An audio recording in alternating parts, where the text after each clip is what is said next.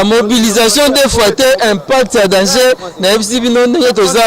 Campagne électorale, les autres qui est très bien. À quelques jours, il y a élection. Il y a Papi Tamba, le centre Yangalema. Mote papa. Mote Ndego. Kombo Marli Kalombo.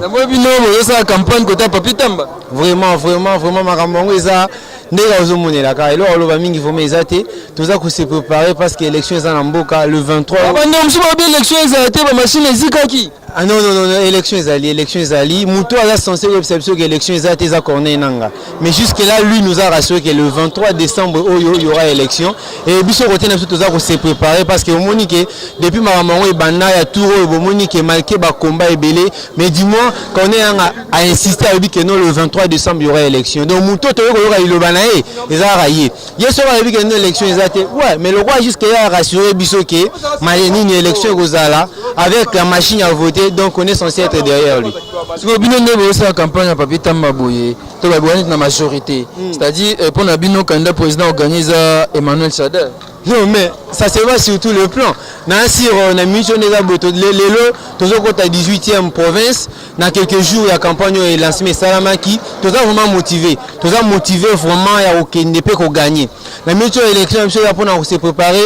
Tous au Luka, Kuto Kutana, Onyo Sto Kutana et Toran sur l'élection. Chada, Onyo Sto Kutana, Angela Boniati. Tonyati, tu as un adversaire en fait. Les 30 à mars. Les 30 à mars, car un candidat a bu sur Tigo, Manasi, au Taliba image à Goma. Image moko maman Olive Lembe la première dame maman Olive Lembe Kabila azo sambelela papa na biso Emmanuel Ramazan Chader. Mais tu as vu ça que non Chader a continuité de la rectification a pour la continuité de l'émergence.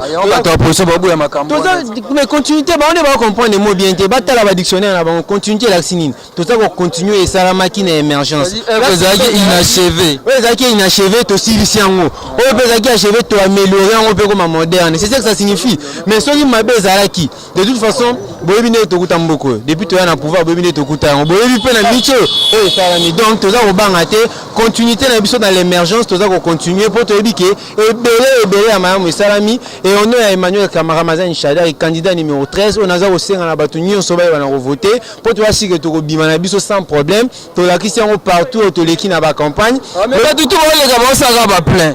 Ba plein ba kaka moko azoki ba gaz na mona mutu ka fandi boy bande on asima bazo ndeko numéro 4 mais il faut ba siko bato ça la ba plein na discours nini parce que congolais lelo azo su congolais lobité ozo la bango nini pour ba ça ozo la bango nini ozo la ka bango nini mais biso to za clair to zo ba keza continuité dans l'émergence c'est à dire le quoi mboka na biso les gens en voie de l'émergence Chader azo ya poisi ça o esila kité abanda oyo nanu nini o abanda o nanu ebanda kité donc to za kondima bazo so fait una bazo kende campagne ba c'est la bino wa bina lo pori ndeko yo ba nini elonga ko ba c'est que la FCC biso toi complètement rassuré que tu as gagné. Pourquoi tu es complètement rassuré?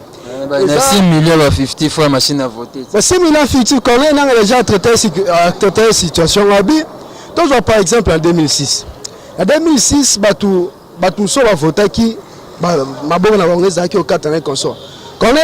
il arrive des fois, au 4.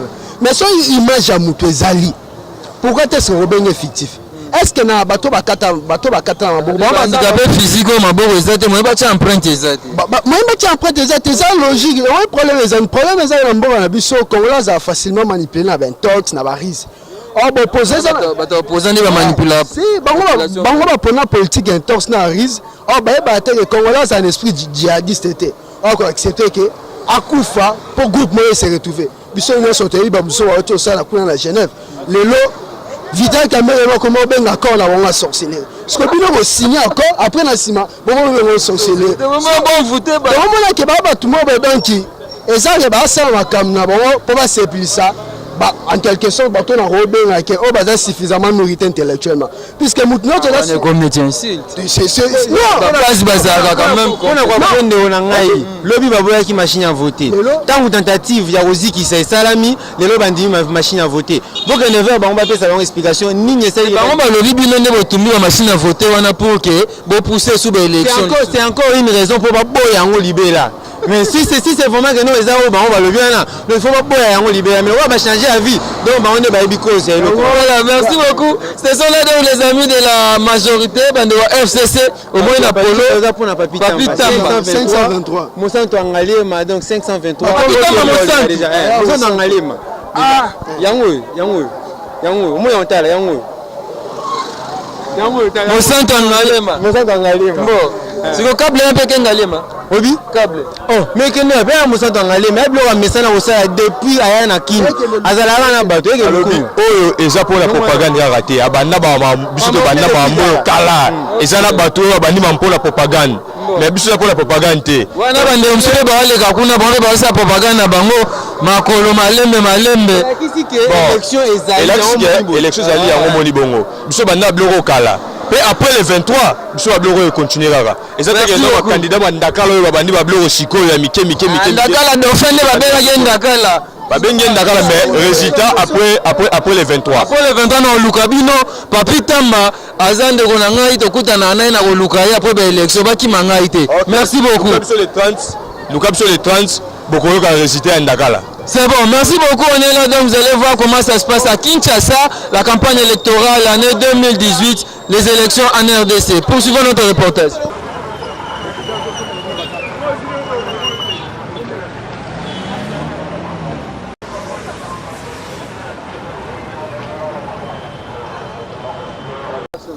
Voilà quand on est dans la période de campagne électorale, dans quelques jours, moins d'une semaine, les élections en RDC.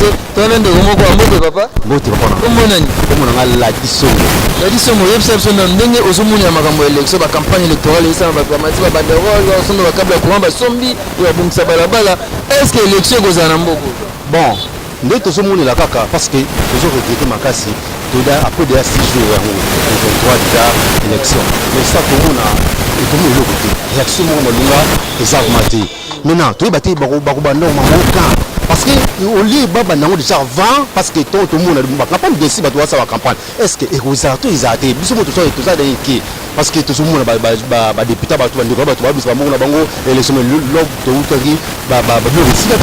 machine, oui, machine. Bon. On ne sait pas. Maintenant, c'est qui est arrêté. Mais le peuple congolais, tout ça pour ça alternance. Tout changer le régime sur quota. Maintenant, par contre, il faut revoir ma campagne et tout ça dans le Congo. Le peuple congolais a pour ça respirer. Pourquoi on va baguer? Mais on va baguer l'élection comme ça. Bon, dès qu'on a un rabi, au moins, l'élection, il y a bien sûr, mais tout le monde, machine à voter, il y a déjà moins. Mais pour l'instant, c'est physique. Maintenant, est-ce que ça ou pas? Mais pour moi, il y a arrêté. Il y a une distraction. Vous avez dit ça, on va passer la campagne à fait. Bah député va regretter. Oh, franchement ils ont regretté. Il y a un alba qui toutefois n'a pas tout na repostuler. Yo l'élection exalté, on va poster. On regretter. Parce que pourquoi on regretter n'est pas. Ah, Rabi tika, bon faut na bisalo oyo, ils en ont été. On va baquer la pam pam. Mais tout na biné ça là. Oui, pourquoi pas. Nanya ko organiser. Tozer la mutu mususu. Merci beaucoup.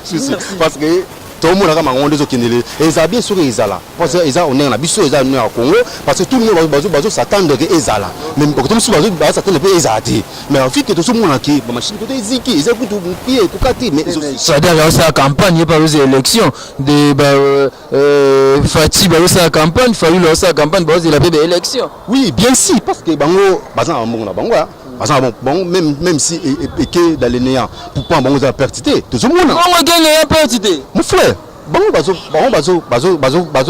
ko vueta ko bazo vueta ko vueta ate ba perdre et le monte bango ma yebike et vous en noter et vous arrêtez.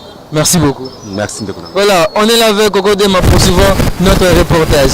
Voilà, chers fidèles de Kilongo TV, on est là donc la campagne électorale à Kinshasa, en RDC, ça se passe comment? C'est ce qu'on est en train de faire là, on est en train de vous montrer comment ça se passe en RDC. On est avec notre jeune frère, bonjour mon frère. Bonjour papa. Comment on est? Comment on a pourquoi demain? Pourquoi demain, il y a une nous. Une campagne électorale, les autres les Kanakini, côté va banderole, va affiche Mathieu, sentiment que campagne à tout haut, va tout va télé. Au moins, on a l'élection dernière, c'est la tête. On va malheureusement la montée. Nini? On va malheureusement la tête. On va malheureusement la tête. Ça, tu vas bien demander aux allemand qui machine à voter, Zikati. Bon. Sur les machines à voter. Oh, on a 19 communes, on a une machine à Ziki. Là, on va gagner et voter. Kasavu va voter. Banda va voter. Bon voter ndeni. Naka commune moto de kena logique to logique nango. Tina souhaite que la élection. Au moins te commune ndam comme voter. Bon machine eziki. Ils ont avancé. Avancé. Oui, ils ont avancé. Nous avons plus de population dans la Kanda. La mine. Là on s'arrête pour l'élection exacte. Bon ce que c'est que l'élection exacte.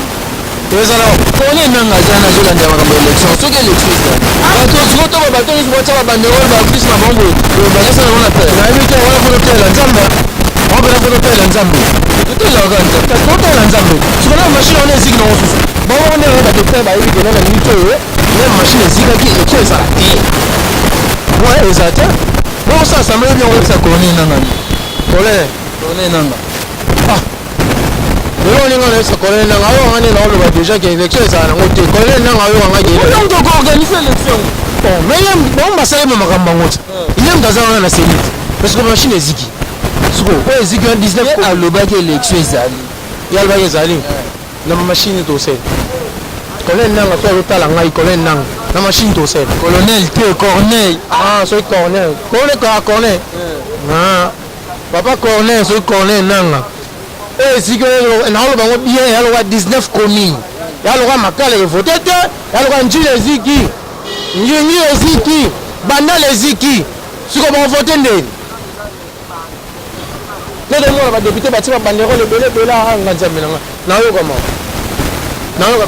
mawa ya trop mawa merci beaucoup mon frère on est là sur Kilongo TV poursuivant notre reportage est-ce que l'élection ekozala te ekozala te bamosusu bazobe ekozala te bazobanga baoyo balobi ekozala bayebi ke bakoganye tokoba lisolo na biso